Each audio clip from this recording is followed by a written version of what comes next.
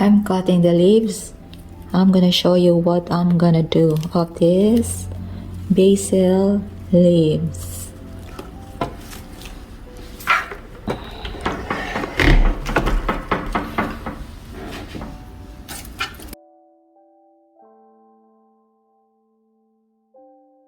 Sprouting more leaves, so you're gonna see what I'm gonna do after this one.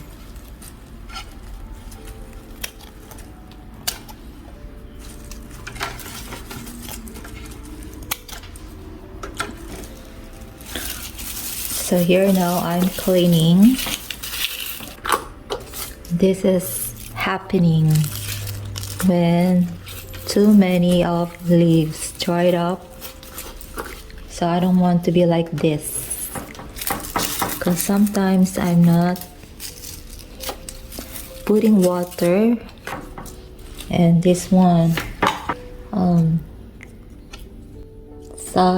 this is a Thai basil growing. So I'm gonna tour you around the tomato.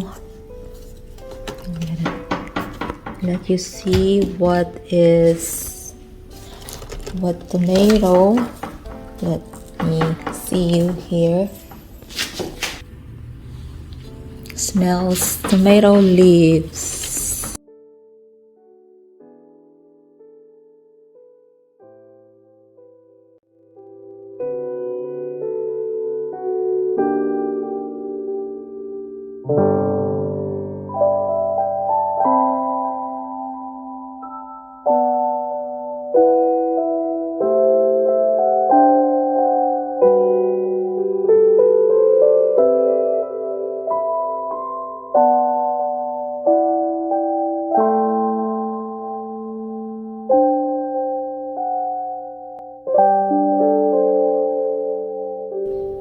What I did, just to dry it up, laid it here, and this is the result. And I can smash. Smells good. So easy.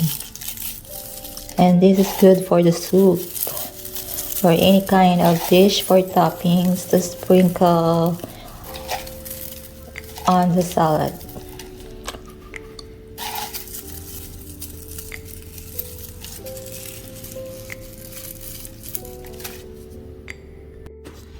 So this is the empty bottle of basil leaf. I can refill it here.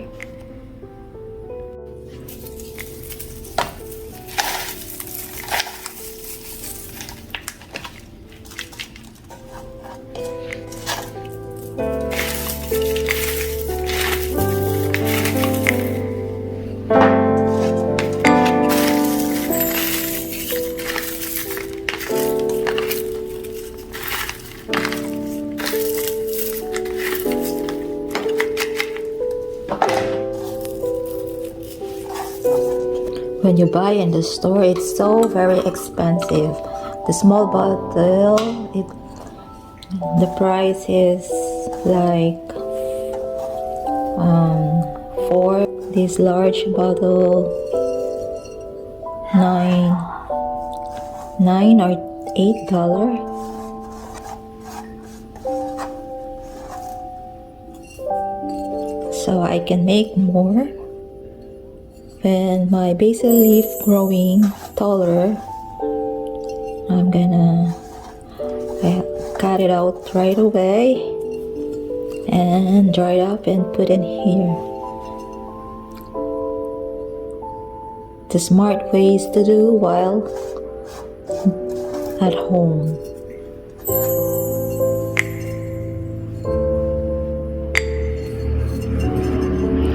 So simple and easy. This is now my pasta shell with the salads. That's why it took me minutes to wait, because I'm boiling the pasta shell. And now here are the fillings: figs, cashew, basil, kiwi fruit, cayenne powder, and the vanilla. I put vanilla. So the brown are the figs.